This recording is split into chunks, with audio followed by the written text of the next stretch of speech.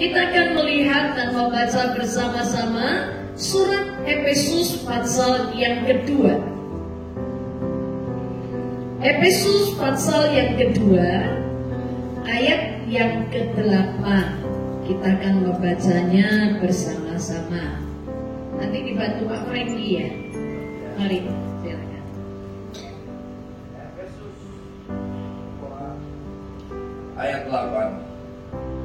Sebab karena kasih karunia kamu diselamatkan oleh iman, itu kamu diselamatkan oleh iman. Terus itu bukan hasil usahamu, tetapi pemberian Allah.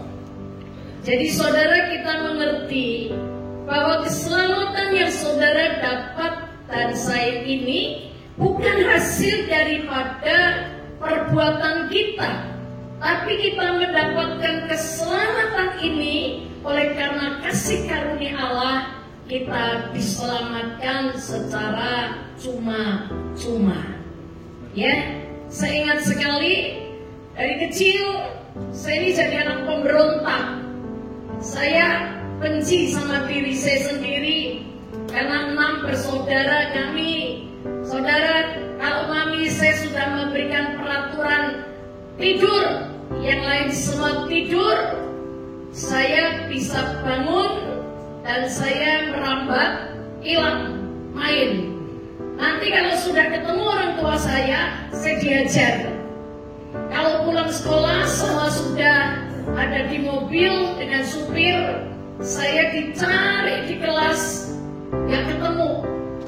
Karena apa? Saya sudah jalan sendiri keluyuran.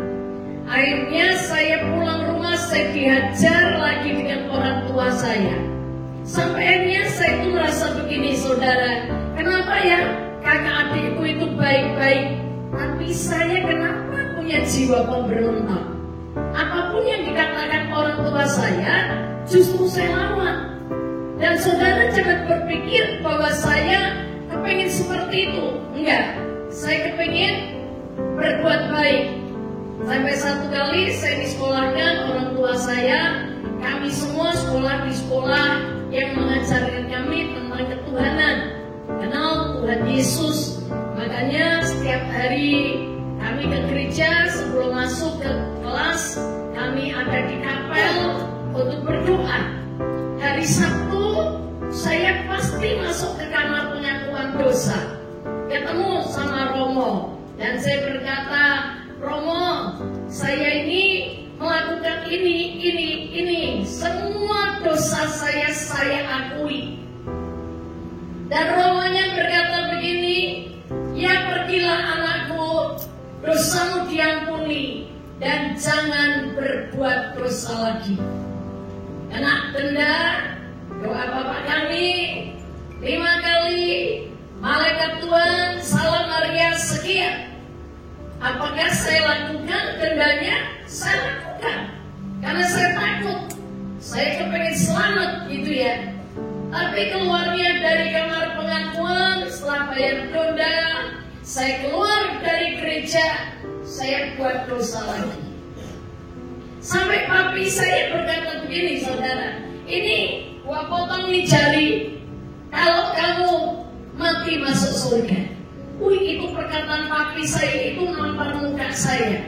Karena papi saya berkata begini, percuma kamu ke gereja, kelakuanmu kayak setan. Wah, perkataan itu benar-benar buat saya ini terkejut. Aduh, terus gimana? Semakin saya kepengen keluar dari dosa, semakin saya tidak kepengen berbuat dosa, saya semakin ditarik kayak ada di dalam lumpur lava. Ya, semakin saya gerak, badan saya semakin kesedot ke bawah, semakin saya tenggelam dalam dosa itu. Tapi sejak umur 19 tahun saya kenal Yesus. Saya jumpa pribadi dengan Yesus, saya dikasih Alkitab, saya dibaptis. Sejak hari itu saya tidak pernah berusaha dengan kekuatan saya. Tapi saya menerima keselamatan itu hanya dengan iman saya. oleh kasih karunia Allah, saya diselamatkan. Itu saya diselamatkannya, saya menerimanya dengan iman.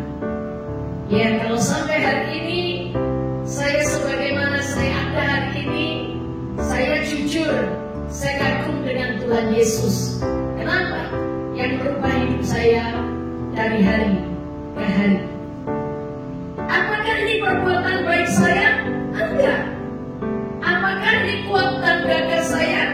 Tidak. Maka saya nggak bisa menghakimi orang lain. Kalau saya seperti ini, semua karena anugerah Tuhan. Ya, konsentrasi saya setiap hari sejak saya terima Yesus, saya punya Alkitab, saya baca Alkitab tiap hari. Saya tidak sekedar membacanya, tapi saya memberi kesempatan firman ini merubah mindset, merubah cara berpikir saya, untuk menyatakan kesalahan saya dan memperbaiki kesalahan saya. Sehingga dari hari ke hari saya berubah. Ketika saya berubah itu saya terkejut. Kenapa? Ketika saya sadar teman-teman saya berkata, ngapain kamu? Kok hari ini kamu gak maki? Kenapa hari ini kamu gak marah-marah? Kamu sakit ya? Saya berkata, enggak, aku gak sakit. Aku hari ini sehat. Ya, tapi teman saya bilang, oh ben hari ini kamu gak maki. Dari situ saya tahu bahwa hidup saya ini berubah. Dan ketika saya sadar, saya sudah meninggalkan dosa itu jauh sekali. Maka saudaraku, di dalam mengikut Yesus, Anda dan saya tidak boleh gagal fokus. Nggak boleh salah fokus. Yang harus Anda dan saya lihat adalah Yesus Tuhan, Juru Selamat kita. Mata kita ini nggak boleh melihat ke pendeta, ke hamba Tuhan yang lain, karena mereka masih manusia yang bisa salah. Tapi ketika Anda dan saya fokusnya kepada Yesus, maka saya percaya Anda dan saya akan bertambah hari, bertambah baik, menjadi serupa dengan gambar Yesus. Amin. Oke, itu sebabnya saudaraku, dalam perlombaan ini, saudara dan saya diajak untuk berlomba-lomba untuk menjadi seperti Yesus. Kita lihat Ibrani pasal yang ke-12. Ibrani 12 ayat 1 kita akan membacanya. Silakan Pak Frendy. Ibrani 12 ayat 1. Karena kita mempunyai banyak saksi, bagaikan awan yang mengelilingi kita, marilah kita menanggalkan semua beban dan dosa yang begitu merintangi kita, dan berlomba dengan tekun dalam perlombaan yang diwajibkan buat kita. Jadi Anda suka nggak suka, percaya nggak suka percaya, setelah Anda dan saya menjadi milik Yesus, Anda dan saya sudah terlibat mengikuti perlombaan wajib. Perlombaannya wajib untuk menjadi apa? Menjadi sempurna. Kalau kita lomba, pasti kita tahu ada garis finishnya. Tujuannya itu di mana akhirnya? Ya, akhirnya seperti ini. Matius 5 ayat 48. Matius 5 ayat 48. Keselamatan yang sudah Anda dan saya terima akan membuat saudara dan saya terus berlomba. Gak cukup puas hari ini selamat, jadi percaya Yesus, anak Yesus, tapi Anda dan saya harus menjadi sempurna seperti Bapa kita sempurna adanya. Matius 5 ayat 48. Karena itu haruslah kamu sempurna, sama seperti Bapamu yang di surga adalah sempurna. Iya. Jadi perlombaan saudara dan saya adalah bagaimana setelah Anda dan saya selamat, Anda dan saya menjadi sempurna seperti Bapa kita sempurna adanya. Lalu ada pertanyaan begini, apa bisa kita sempurna? Bisa nggak menurut Anda? Bisa nggak? Bisa. Kalau Tuhan nyuruh, pasti Dia sudah memperlengkapi. Roh yang sempurna, benih yang sempurna itu sudah ada dalam diri kita. Amin.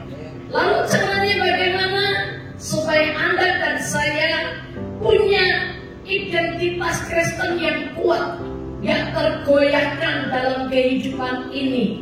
Saudara perhatikan kembali ke Ibrani 12 ayat yang kedua. Saya suka sekali dengan surat Paulus. Kalau dia memberikan arahan, dia memberikan juga cara bagaimana kita bisa mengikuti pertandingan atau perlombaan itu.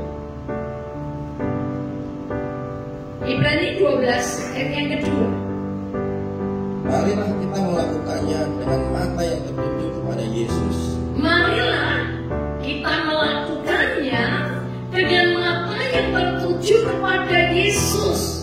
Bukan kepada pendeta, bukan kepada majelis.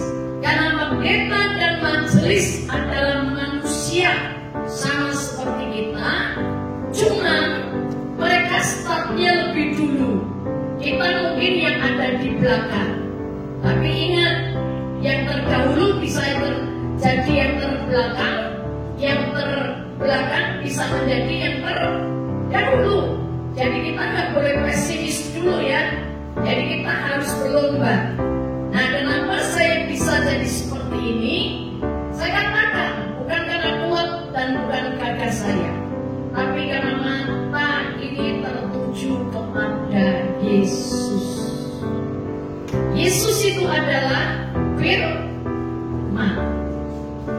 Yesus itu adalah firman yang jadi manusia. Maka saya tidak pernah tidak baca Alkitab. Sampai hari ini pun mata saya tidak melihat. Tapi saya berusaha bagaimana tiap hari saya bisa membaca Alkitab. Saya membacanya dan saya merenungkannya sepanjang hari itu. Baik ketika pagi maupun malam sampai saya mau tidur. Ya, saya berusaha seperti itu Bapak Ibu. Dan saya merasakan dan melihat betapa ajaibnya Tuhan itu. Ya, lanjutin Pak Franky.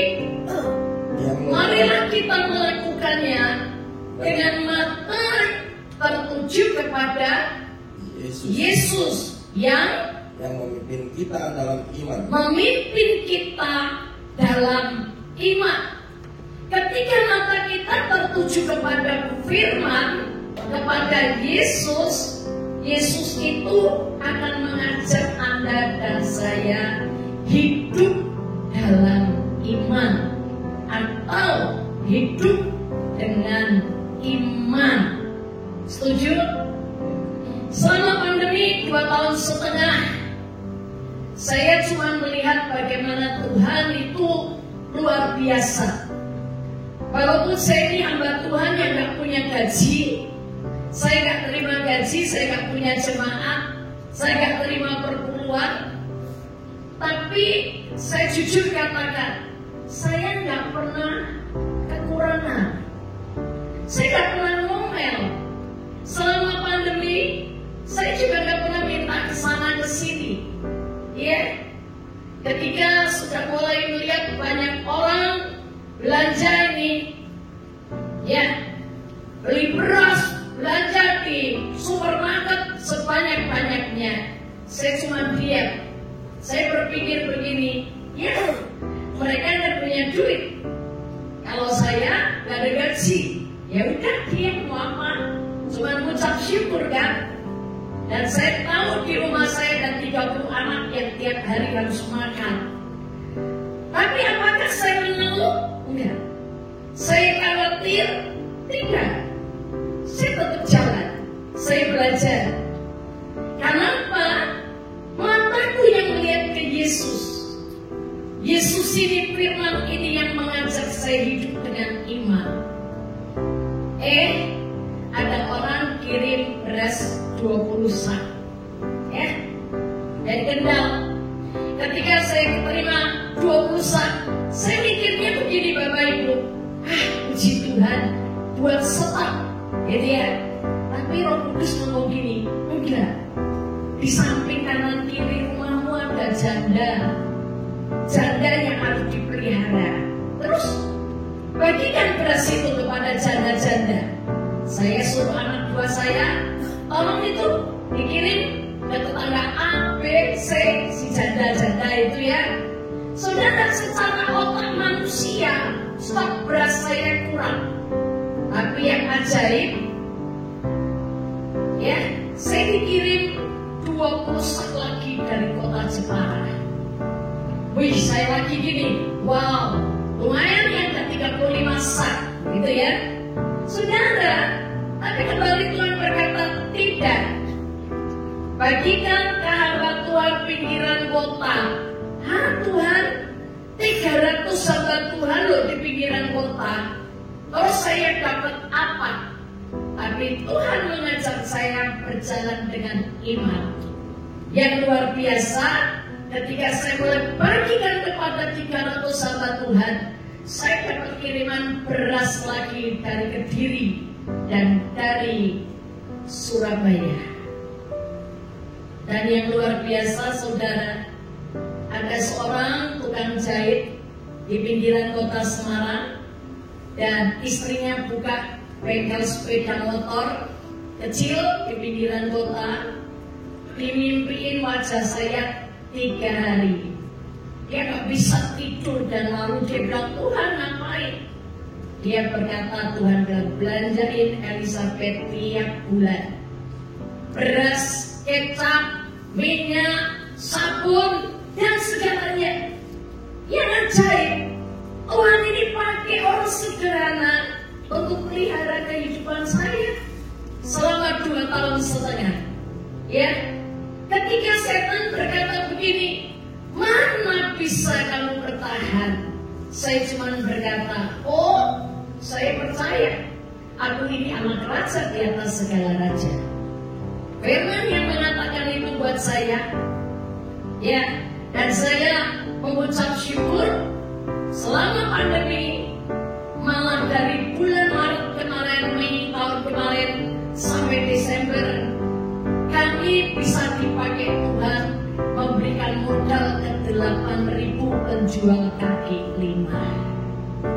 Ngasih makan tiap hari 1.000 dus kepada orang miskin, tapi juga bisa memberi modal kepada penjual kaki lima. Ketika di total kaget 8.000 penjual kaki lima. Mereka kena masalah dengan pinjaman online. Mereka harus tetap kerja, padahal ada peraturan PPKM di mana mereka tidak boleh bekerja. Tapi mereka sudah terlanjur hutang dengan apa-apa kredit, dengan pinjol dan sebagainya. Makanya bagaimana caranya? Saya cuma datangi warung-warung itu yang gerobaknya dipecahin sama pemerintah, yang dagangannya disiram air comberan. Kami datangi dan kami cuma berkata, Ibu, tiap hari kami boleh pesan 150 sampai 100 bungkus. Dari pesanan itu keluarga ini bisa ikut makan, dia punya sisa uang, dan kemudian mereka bisa bangkit kembali untuk bisa berdagang.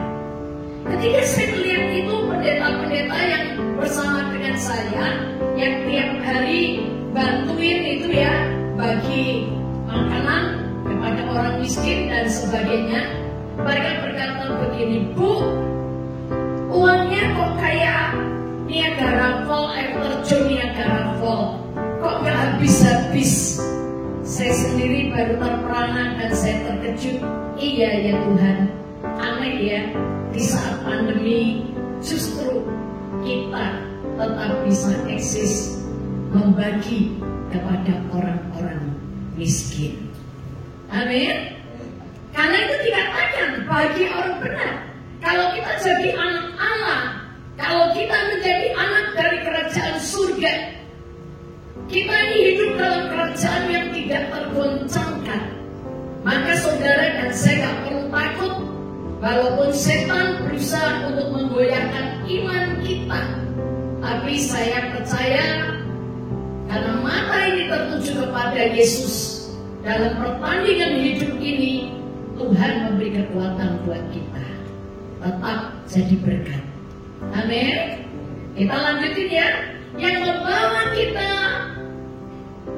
yang memimpin kita dalam iman, dan Ibrani 12 itu ayat 2, dan yang membawa iman kita itu kepada kesempurnaan. Membawa iman kita kepada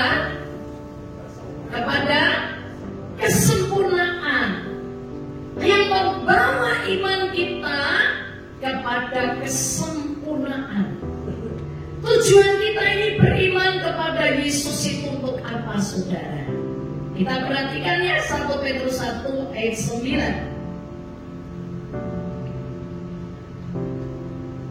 1 Petrus 1 ayat yang ke-9. Tujuan iman kita adalah karena kamu telah mencapai tujuan imanmu, yaitu keselamatan jiwamu. Tujuan iman kita apa? Keselamatan jiwa. Ya, keselamatan jiwa. Keselamatan itu terbagi dari 3. Karena manusia itu adalah manusia roh yang memiliki jiwa yang tinggal di dalam tubuh. Maka keselamatan juga terjadi di dalam roh. Ketika Anda dan saya percaya Yesus, roh kita ini sudah selamat.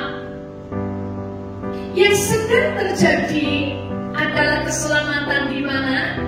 Di jiwa.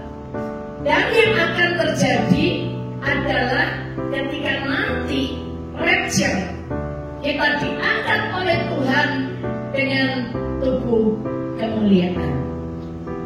Amin. Ketika kita fokus kepada firman, saya percaya Tuhan itu tuh baik. Saudara, saya ini sudah agak lama SKPT, SKOT saya dan KT saya itu tinggi dan gak pernah turun. Kalau di lab itu tiap 3 bulan sekali hasil labnya tuh jelek terus. Padahal dokter itu sudah ngasih saya obat sekali nebus itu 2 juta. Ya, buat saya besar, buat Anda mungkin gak berarti, tapi buat saya itu besar. Saudara, setiap kali tebus diminum, tapi hasilnya jelek lagi. Sampai satu kali saya ini diundang untuk Zoom meeting di persekutuan doanya Pak Edi Syariat Maja lewat Zoom ya. Dan di situ beliau berkata, Bu, nanti setelah firman perjamuan suci ya Bu. Saya berkata, baik Pak, siap Ibu, itu ya. Saudara, setelah kesaksian semua sudah perjamuan suci, sudah firman, mulai perjamuan suci. Ketika saya mengambil tubuh dan darah Yesus, saya sendiri mulai pecahkan tubuh dan darah Yesus itu. Saya mengakui dengan iman saya, Tuhan, terima kasih. Engkau sendiri telah menanggung kelemahanku dan memikul penyakitku di dalam tubuhmu. Di kayu salib. Dan 2000 tahun yang lalu semuanya sudah selesai. Sehingga aku yang harusnya mati karena dosa, aku hidup untuk kebenaran. Saudara, ketika saya sendiri memimpin acara itu, tiba-tiba ada kesaksian dalam roh saya, saudara. Dengan suara ini jelas berkata begini, sekarang juga aku sembuh. Amin. Saya bilang amin. Dan saya ngomong begini sama Ervin, anak saya yang dampingi saya. Vin, mami sembuh, Vin. Sekarang ini mami sudah sembuh. Saudara, karena 3 hari kemudian saya sudah dijadwalkan dengan dokter. Saya datang menghadap dokter itu. Dan saudara, ketika dokternya melihat hasil lab saya jelek banget gitu ya, dia bilang, yang kasih resep, lalu dia bilang 2 minggu lagi kamu cek lab dan USG lihat. Saudara, ketika lihat resep yang dibuat, anak saya ini bilang gini, dokter ini opo-opoan, apa urusannya obat ini dengan levelnya mami? Dia ada urusannya. Saya cuma bilang gini sama dia, Vin, cuma vitamin murah, beliin aja. Mami sembuh kan bukan karena obat dokter. Mami ini sembuh kan karena Tuhan sudah ngomong sama mami. Mami sudah sembuh oleh bilur dan darah Yesus. Aku sudah sembuh. Udahlah dibeliin. Singkat cerita, saudara, dibelikan vitamin E, saudara. Dan saya minum selama 2 minggu. Saya cek lagi dan saya USG. Ketika USG saya tanya begini sama dokternya, dokter, gimana dokter? Emangnya ada fatnya di liver saya? Enggak, bagus. Semua di ginjal empedu, semuanya pakai, semua bagus. Ya gitu kan? Ya udah. Tapi hasil labnya itu nggak dikasih ke saya, langsung dikasih ke dokter. Sore itu ketika saya menghadap ke dokter, tiba-tiba dokternya buka hasil labnya, dan ketika lihat hasil labnya, dokter itu gebrak mejanya dan dia berkata, bagus sekali. Kenapa dokter? Ini SGPT, SGOT, gamma GT-mu terjun bebas. Yang di angka 90 sekarang tiba-tiba menurun semua di bawah batas. Misalnya di bawah batasnya 40 atau 39 begitu. Punya saya cuma dinilai 27 dan 30 sekian. Pada hari ini SGPT, SGOT saya cuma tinggal 11 dan 18. Dan GT saya sangat bagus. Ya, saudaraku, kesempurnaan ini yang Tuhan mau. Karena kita terima keselamatan itu dengan iman. Selamatkan jiwa kita, supaya jiwa kita ini gak berontak, tapi jiwa kita ini bisa nurut kepada perintah Tuhan. Kemudian saudara, tahun 2001 di sekolah SMK Bagimu Negeriku ada 51 anak yang terkena COVID. Saudara semua resah, saudara. Saya ngomong begini sama pengurusnya, maaf, kalau pengurusnya sudah resah semua, bagaimana anak-anak gak gelisah? Sekarang nih loh, kita punya duit, kita mau beli obat di mana? Kita ini punya uang, kita mau cari oksigen di mana? Pada saat itu cari oksigen itu susah banget, saudara. Saya aja dimintain tolong oleh rumah sakit untuk cariin oksigen. Ya, apalagi ini dengan anak-anak yang sakit. Saya cuma begini, sudah tenang. Saya dapat bantuan dari pabrik-pabrik obat, vitamin D, vitamin E, dan sebagainya. Itu segitu banyak, saudara. Tapi karena anaknya banyak juga, jadi ya puji Tuhan ya. Tapi luar biasa. Hari itu saya berkata, yang kita mengandalkan siapa? Kita mengandalkan duit, obat, nggak bisa. Hari ini nggak ada stok, nggak ada barang. Kita hanya mengandalkan Tuhan. Lalu saya mengambil keputusan ngajak anak-anak perjamuan suci. Dan malam itu ada satu guru yang kecelakaan, sudah 3 bulan, dagingnya itu nggak muncul, nggak timbul lagi. Dan dokternya sudah berkata, kalau ini kakimu nggak muncul, nggak tumbuh lagi, saya jahit kaki kamu nggak bisa turun dari tempat tidur, dan kamu tidak bisa jalan-jalan. Hari itu dia dengar saya mau berjalan suci dengan anak-anak lewat Zoom. Saudara apa yang terjadi? Besoknya pagi-pagi anak-anak teriak, "Mami, setelah perjamuan dengan tubuh dan darah Yesus, panas badanku turun." Yang lain berkata, "Rasa pegel-pegel di badanku hilang." Yang lain, wah, kesaksiannya 51 anak itu seru-seru, saudara. Tapi luar biasa, pagi itu guru ini diantar ke rumah sakit untuk dijahit kakinya. Tapi ketika mau dijahit, saudara, dokternya periksa, dokternya berkata begini, "Kamu nggak jadi dijahit." Kenapa?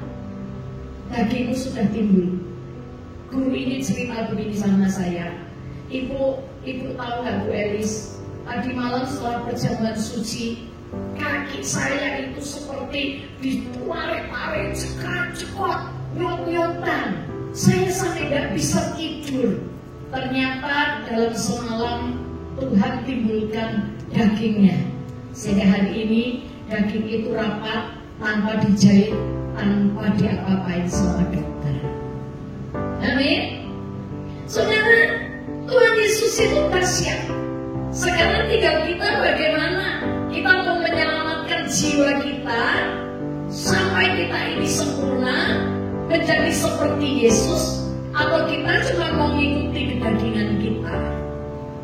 Ya, semua kita lakukan hanya dengan iman. 2 minggu yang lalu, anak-anak di sekolah mengalami banyak peristiwa. Yang satu kena ledakan ini, ya, plastik yang meledak, kebakaran, loncat 6 meter, saudara, pindah ke kampung sebelah, kecemplung di selokan. Yang satu jatuh dari ketinggian 4 meter. Hati saya jujur kaget saya, saudara. Tapi saya cuma bersyukur, saya cuma teriak dan berkata, "Doain, pokoknya doain." Nah, ambulan datang dibawa ke 2 rumah sakit. Saya cuma bilang gini, "Cepat anak-anak diselamatkan." Saya telepon, gurunya bilang, "Bu, di rumah sakit itu nggak ada BPJS." Saya cuma berkata, "Saya nggak ngurusin BPJS, yang penting anak-anakku selamat." Saudara, tapi luar biasa, hasil ronsen anak yang mental 6 meter jatuh ke selokan, nggak ada yang patah tulangnya, semuanya baik. Cuman ini kulitnya melupas semua, ya, dari kulit muka sampai tangan kakinya semua. Saya melihat begitu Tuhan kerja luar biasa.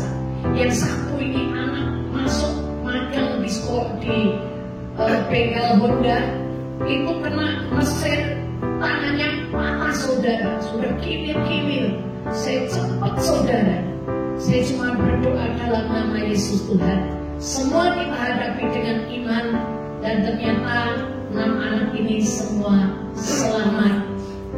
Amin. Gak ada yang patah. Ada satu anak jatuh dari lantai 4 ke lantai 3.